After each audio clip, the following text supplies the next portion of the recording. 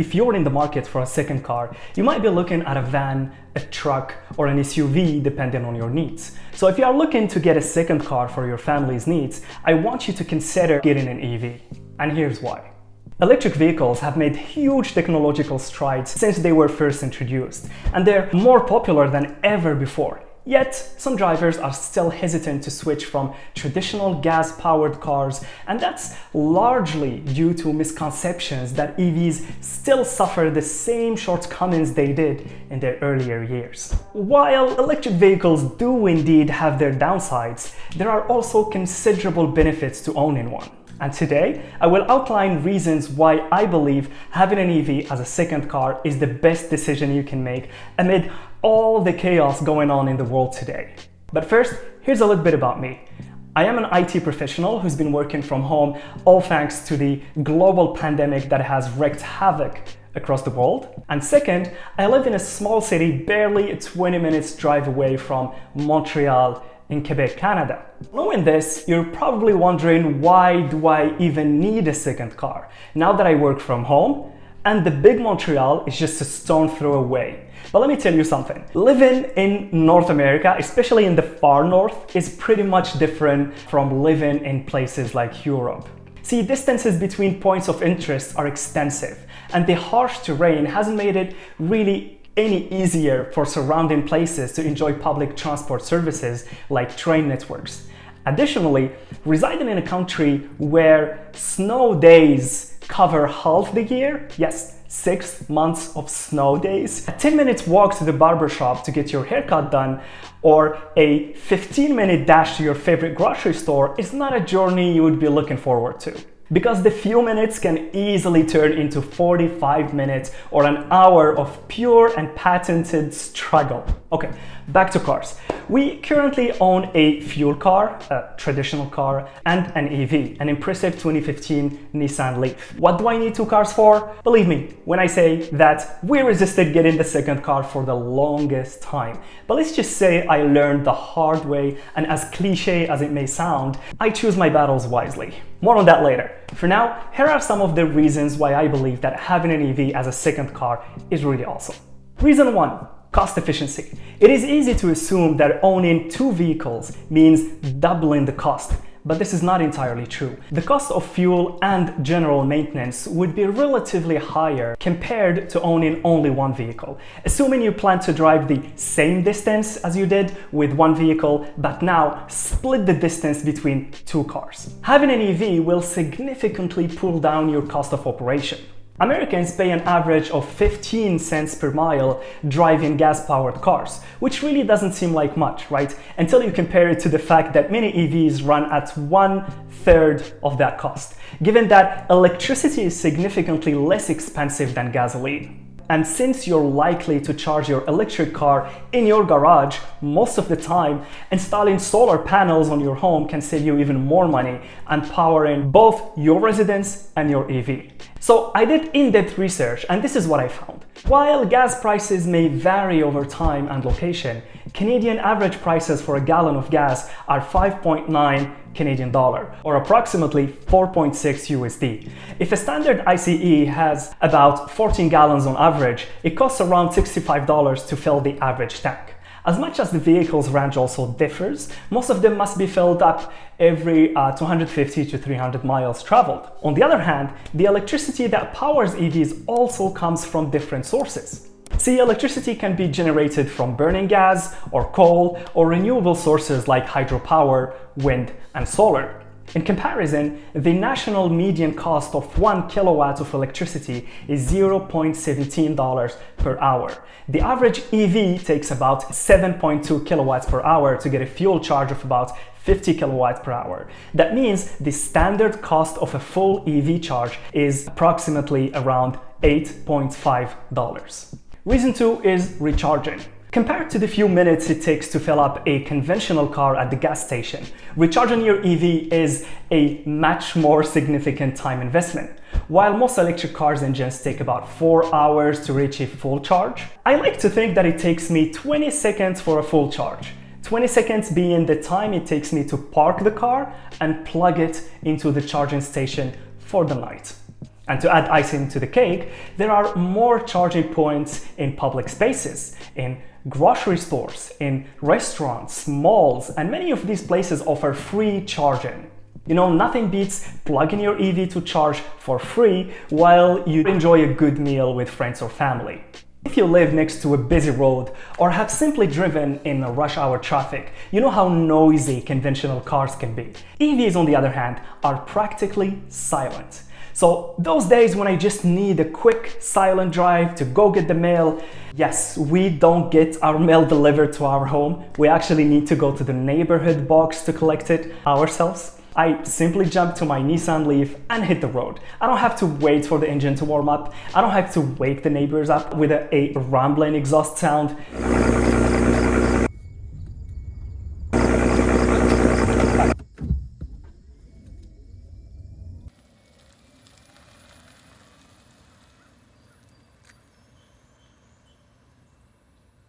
I don't have a sponsor for this video, so why not give a shout out to a fellow creator instead? Please watch this clip. So I love hoodies. I mean, who doesn't? And I have a ton of them. Again, who doesn't? But this guy, he takes it to the next level. He reviews every hoodie he can get his hands on. So make sure to check out his channel. Link in the YouTube description.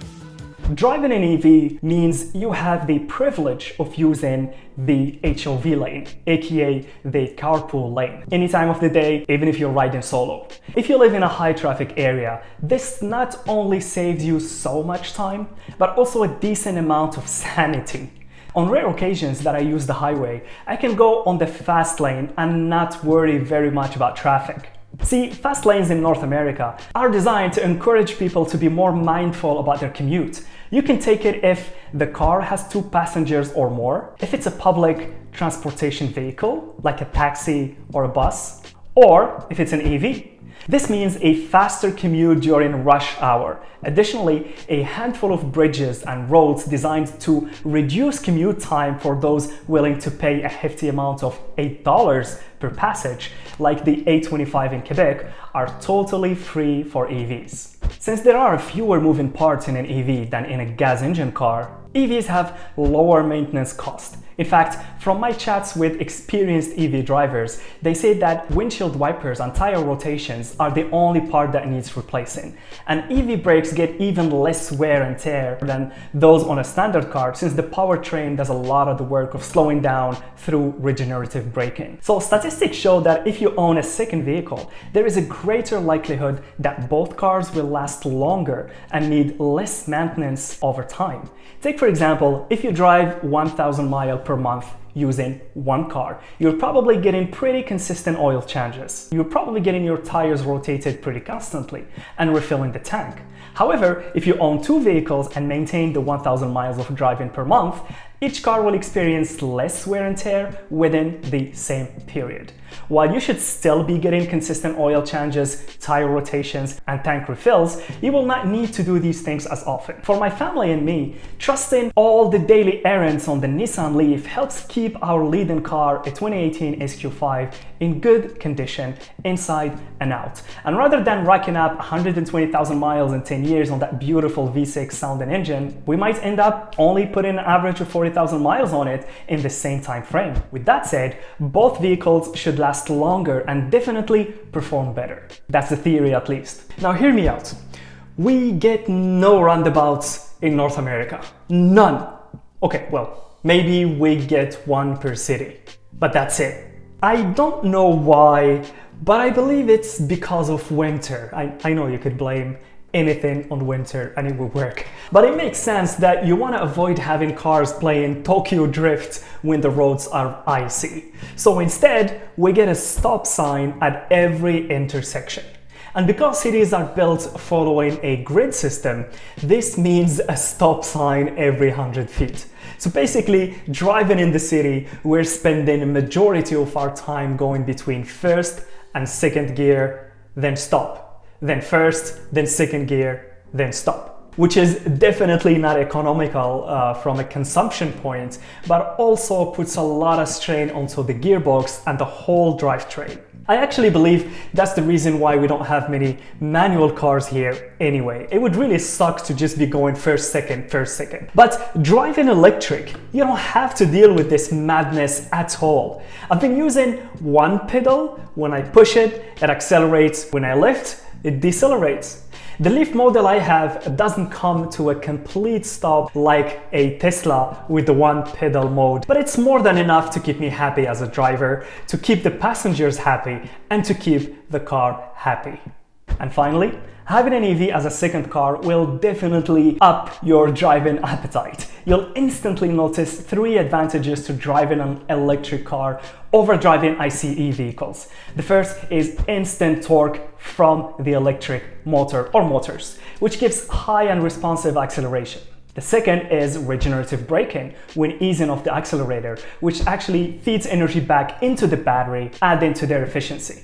Finally, the weight and distribution of the batteries and low center of gravity benefits handling, comfort, and safety. You may also want a second vehicle that you drive for fun in the weekends. And thanks to smartphone apps, many EVs have the ability to precondition their cabins. This means you can heat up or cool down your car while it's in your garage without worrying about generating any fumes or CO2 emissions in there. Then your car will be exactly the temperature you want it to be when you're unplugged and get ready to go.